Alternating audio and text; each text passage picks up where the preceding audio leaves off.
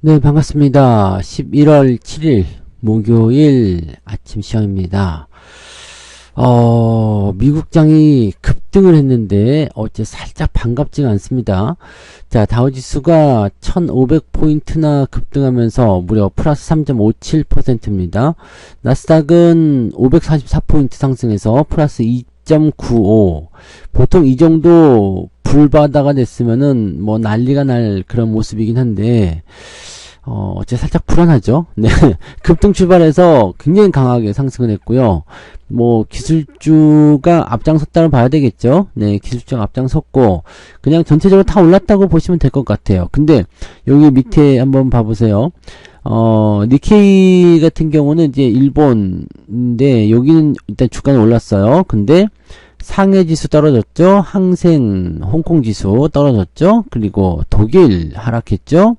프랑스 하락했죠. 영국도 하락을 했습니다. 이게 트럼프의 당선이 그들만의 잔치가 돼버리게 되면 이것도 조금 곤란하겠죠. 근데 과연 우리나라는 어느 위치에 서 있는가? 자, 이게 제일 중요할 것 같아요. 전 세계의 어떤 그 국가들이 이 계산기 두들기나 지금 굉장히 바쁘기는 하더라고요. 제가 보기에는 이게 나쁘지는 않아요. 뭐 이게 해리스가 되어야지만이 주가가 많이 오른다. 뭐 트럼프가 되면은 크게 떨어진다. 뭐 꼭 그렇게 손해를 볼 것이다 라고 생각하지만 그렇지는 않은 것 같고요. 일단 기업들이 트럼프를 선택한 이유가 있겠죠. 물론 미국 기업들이니까 뭐 세금 감면이나 등등 여러 가지가 이유가 있긴 하겠습니다만 그래도 네. 희망을 좀 걸어볼 필요 있지 않겠습니까? 어쨌든 빅테크 기업들의 상승이니까 뭐 지금 당장 우리가 피해를 볼 만한 건 없잖아요. 근데 뭐 그런 것 때문에 그렇게 쫄아가지고 팔아먹을 필요도 없고 또 그 다음에 트럼프의 그 취임식은 1월 20일입니다. 아직 많이 남았어요. 그러니까 물론 그 전에 많이 바뀌고 말들도 많이 나오고 하겠습니다만 일단 취임 전에는 계속적인 기대감이 좀 나올 수 있겠죠. 그러니까 연말 랠리에 대한 기대감을 더 크게 키울 수 있는 그런 상황이 될 수 있지 않을까 생각을 해봅니다. 일단 이러니까 다 미국장은 넘어간다 또 이렇게 생각하실지 모르겠습니다만은 야 미국장이 근데 아주 특이한 상황이 좀 나왔어요. 지금 환율 급등해버리죠. 자, 그 다음에 미국 장만 급등해버리죠. 이렇게 되는 그런 상황이 좀 있었네요. 자, 근데 제일 반가운 소식은 뭐냐면, 그래도 우크라이나 전쟁이 끝나버리겠다. 이런 얘기는 했잖아요. 네, 우크라이나 전쟁이 끝나버리겠다. 자, 굉장히 중요한 소식이긴 합니다. 그래서 그렇게 돼볼 수 있지 않을까 생각됩니다. 엔비디아가, 주가가 크게 올랐죠. 네, 한, 4% 5% 올랐나요? 네, 많이 올랐어요. 그래서 지금 세계에서 가장 비싼 네, 그런 기업이 되었다라고 되어 있는 모습이고요. 지금 20날입니다. 네, 다음 주에 이제 실적 발표를 하게 되고요. 뭐 다 올라갑니다. 다 올라가는 모습도 계속 나타나고 있어서 긍정적인 상황들이 좀 될 것 같고 이걸 뭐 ETF에다 집어넣는다 이렇게 되어 있는데 그래서 엔비디아 부정하다가 네, 이제는 AI 쪽에 대한 기대감이 좀 가는 건가 싶기도 하고요. 네. 자, 트럼프가 당선이 되면서 방산주와 조선주들이 상승했고요. IRA 폐지가 되면서 신재생과 2차전지는 급락을 한다 이렇게 되어 있습니다. 일단 그럴 가능성이 분명히 있겠죠. 네, 그럴 가능성이 있어요. 자, 철강금속 같은 경우는 강한 상승세가 나타날 수 있고, 보험, 이 금융섹터도 같이 올라요. 어제 미국 증시에서는 금융주까지도 강한 상승세를 보였기 때문에 그런 부분들이 다 같이 나오고 있는 것 같아요. 그래서 종목별로 따지고 보면 일단 이렇게 확 구분이 되는 건 있습니다. 방산조선 이게 이제 강세가 될 것이다. 그 다음에 인플레이션 감축법에 대한 이 부분이 폐지가 됨에 따라서 친환경 밸류체인 네 전반적으로 흔들릴 것이다. 이런 전망이 나오고 있죠. 그러니까 지금 업종이 딱 나눠지는 게 금융, 방산, 조선, 원전, 바이오 시밀러 이 업종이 수혜를 입게 되는 거고요. 전통 에너지에 대한 지원과 법인세 인하, 금융 규제 완화, 지정학적 리스크 확대 이런 것들이 예상되고 있다.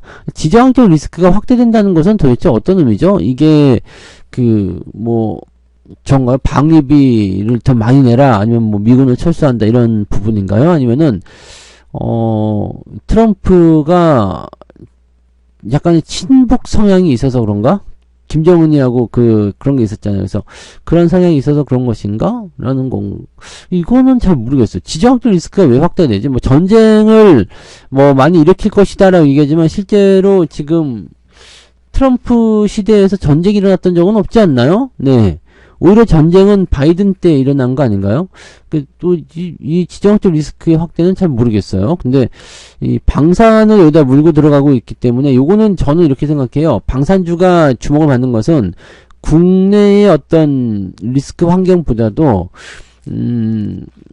저쪽, 유럽 지역의 상황이라든지 이런 부분들이 이제 좀 해소가 되는 그런 상황으로 가면서, 이제, 방위비에 대한 여러 가지 부분들이 있겠죠. 뭐, 유럽에서도 지금 보면은, 사실 우리나라 무기하고 미국 무기가 유럽으로 자꾸 들어오는 걸 별로 안 좋아하죠. 네, 좋아하진 않습니다. 그래서 지금 뭐 독일이라든지, 왜냐면 걔네들이 지들 무기 팔고 싶어 하잖아요. 그러니까 걔네들 입장에서는 야, 우리 유럽 무기 쓰자. 왜 싼 거 한국 거 쓰냐, 미국 거 쓰냐 이렇게 얘기가 나올 수 있는 거거든요. 그래서 그런 부분들이 있어서 방산주가 올라가는 것 같은데 우리나라 지정학적 리스크 확대는 잘 모르겠어요. 네. 금융규제에 대한 완화. 자, 요거는 은행주들에게 반드시, 네, 호재가 좀 될 수 있는 요소가 되면 됩니다. 근데, 요거는 일단, 네, 더 두고 보긴 해야 되겠죠. 네. 그래서 그런 내용들, 방산조선 업종이라고 되어 있는데, 조선 같은 경우는 또 뭘까라는 생각이 좀 있긴 있어요. 네. 여러 가지 부분에서 지금 업종별로 저렇게 나오고 있다는 얘기긴 하는데, 이게 무조건적인, 네, 그런 강점을 보인다라고 보기 좀 어려울 겁니다. 이거는 오늘 좀 지켜볼 필요성이 있겠죠. 네. 그런 부분일 것 같고, 그 다음에, 이 해리스가 되면은 이제 신재생 에너지 2차전지 이런 쪽은 이제 약세로 떨어진다. 근데 2차전지는 이제 정말로 네, 헬게이트를 열고 나락으로 떨어지는 것 같은 느낌이에요. 이쪽은 이제 빠져나와야 될 것 같은 느낌이죠. 네. 뭐 다른 거 2차전지 쪽이 제일 문제예요. 그 다음에 이제 자동차 같은 경우가 사실 2차전지 관련주로 보면 좀 어려운데 네, 이거는 전기차에 대한 보조금 축소 뭐 이런 것도 나올 수 있어서 아마 조금 자동차 동반도 떨어지는 것 같아 보이긴 합니다. 근데 LG 에너지 솔루션이 가장 큰 문제라고 생각되고요. 네, 그 다음에 에코프로 BM 요 세 가지가 가장 큰 부담이겠죠. 네, 근데 그 중에서 가장 큰 부담은 LG 에너지 솔루션과 삼성 SDI 이 배터리 쪽이라고 보여 될 것 같아요. 그래서 그 내용들. 테슬라는 급등하지만 얘네들은 급등하지 못한다라고 보시면 될 것 같습니다. 그래서 자동차는 약간 네, 우려감을 좀 과하게 반영한 것 같아서 바로 반등 나오지 않을까 생각되는 모습이고요.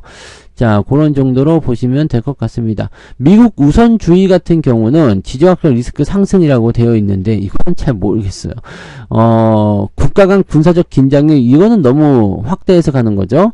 자, 이거는 좀 문제될 수 있어요. 대규모 관세 부과. 자, 이 관세 부과에 대한 부분들 때문에 뭐 반도체, 자동차 이런 쪽이 좀 타격을 입을 것이다 라고 생각했지만 잘 보시면 아시겠지만 이게 네, 미국 쪽에 공장이 들어가 있으면 관계가 없어요. 자, 지금 예전에 트럼프 시대에서 여러분들이 생각하실 것은 그거예요. 트럼프가 관세를 매기겠다, 이렇게 생각했었던 부분들은 해외에서 들여온 물건에 대해서 관세를 매기겠다라는 거였거든요. 그때와 별로 달라진 게 없다라고 한다면, 지금 그 당시에는 그 부분을 두려워해서 전부 다 해외에다 공장을 지었잖아요. 미국에다. 자, 미국에다 공장을 지은 부분들에 대해서는 관세가 면제가 되기 때문이죠. 그러니까 그런 상황으로 가겠다라는 부분들이 이제는 다 됐잖아요. 공장도 다 지어주고. 왜냐면 그때 막 짓고 있었으니까. 그래서 봐주시오. 시간 좀 주시오. 그랬다가 바이든으로 넘어간 건데. 자, 지금 공장 다 완공됐잖아요.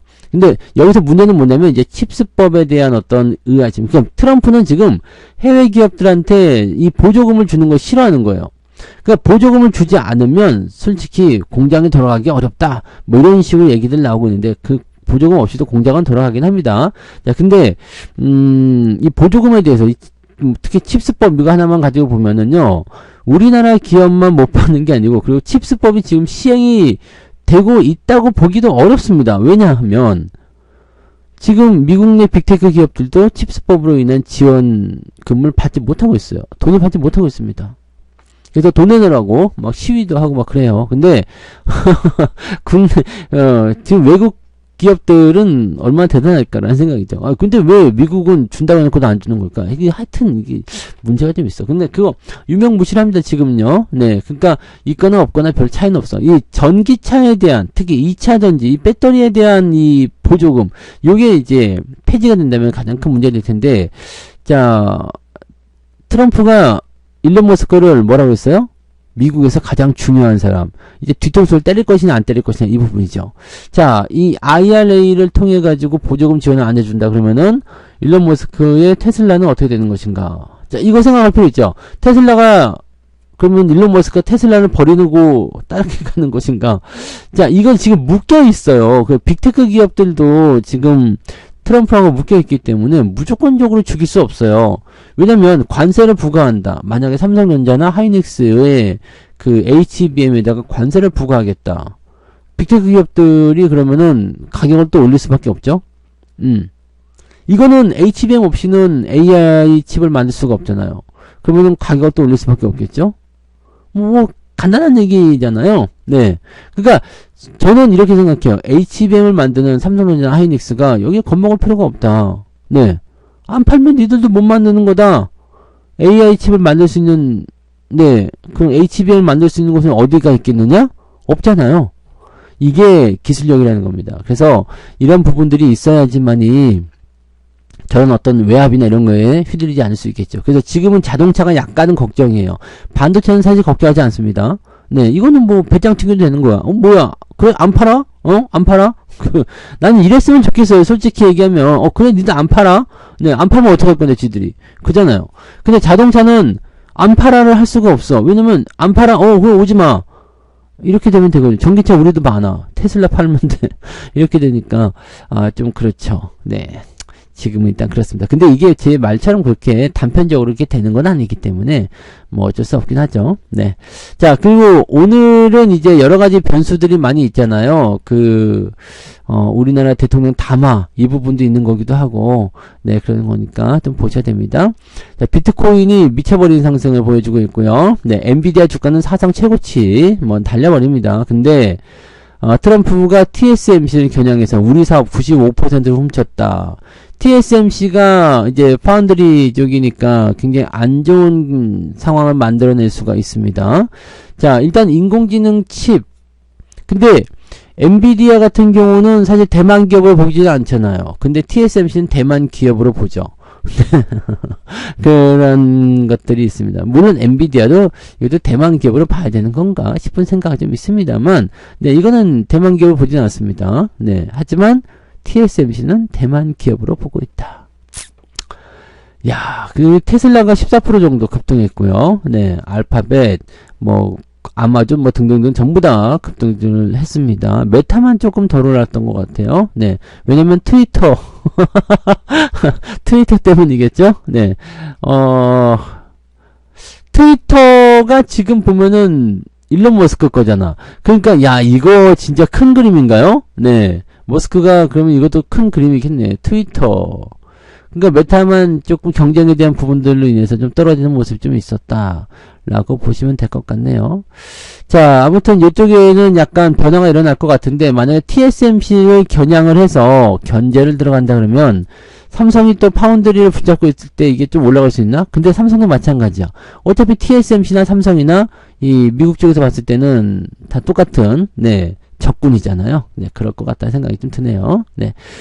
참, 이 많은 것에 대한 변화가 한꺼번에 급격하게 일어날 것 같은 느낌이라서 분위기가 애매해지긴 합니다. 네.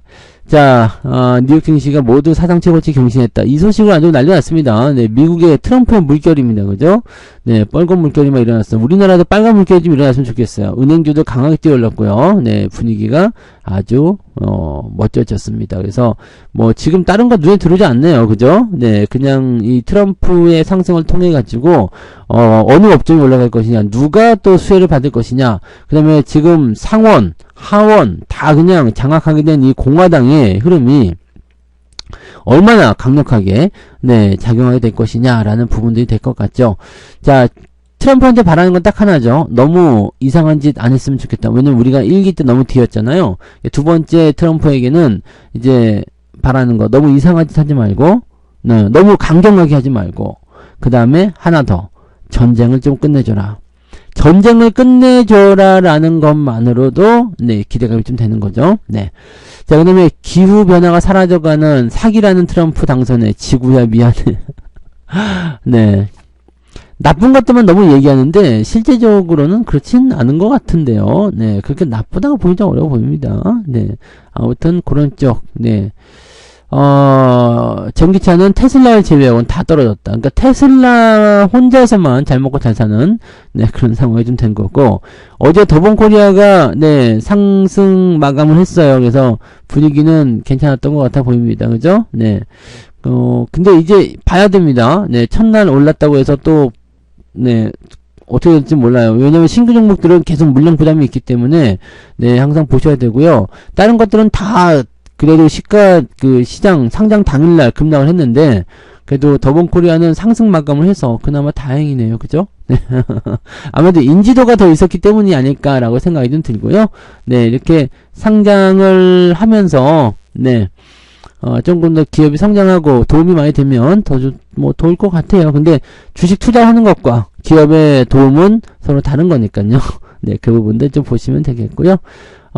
주요 뉴스가 그냥 전부 다, 네, 트럼프의 집권 이야기고요.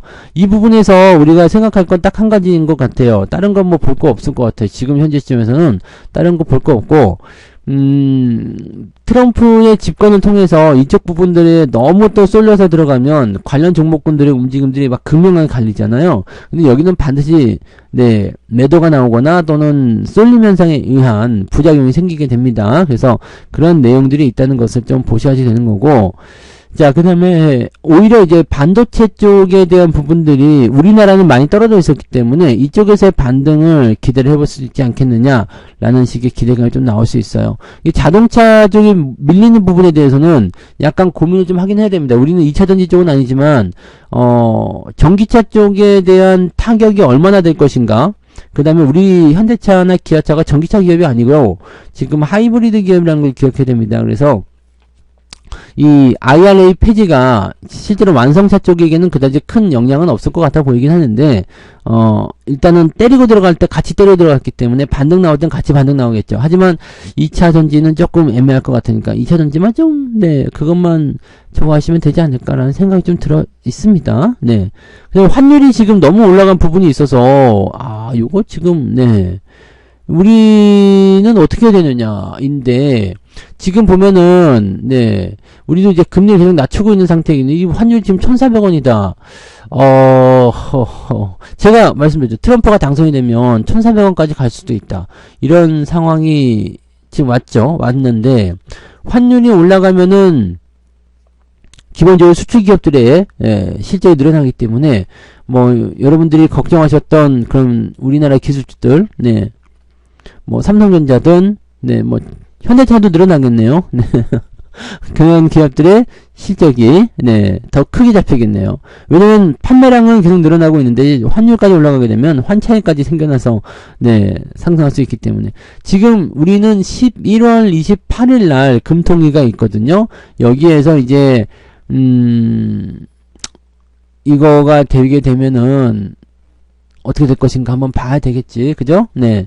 그렇게 되면 이제 FOMC에서는 금리를 일단 낮추겠다. 트럼프 당선이기 때문에 고정이다. 좀 예상이 되는 부분이지만, 지금은 이제 금리 낮추는 쪽으로 봐야 되겠죠. 네. 금리를 낮추게 되고, 그렇게 되면, 일단은, 이번 주 변수는 다 끝나는 거예요. 네. 이번 주 변수는 다 끝나는 거고, 현재 상황에서는, 네, 우리가, 그렇게까지 걱정하실 만한 내용은 솔직히 없는 것 같다라는 생각이 좀 들어요. 근데, 막 올라가는 거 있죠. 그래서 트럼프 쪽이, 와, 대박이다, 트럼프 터졌다, 막 해가지고 이쪽으로 넘어가는 거. 이것만 조금 조심하셨으면 좋겠습니다. 요것만 조금 조심하시면, 여러분들, 달라지는 거 없습니다. 네, 어차피 올라가야 될 거 충분히 있는 거고, 지금 테슬라가 폭등했다, 비트코인 넘어갔다 해가지고, 미국 증시 급등했다 해가지고 또, 막 그렇게 하실 필요 없고요. 자, 오늘 우리 증시가 어떤 식의 모습을 보일 건지는 한번 보시면 됩니다. 어제 많이 안 빠졌잖아요.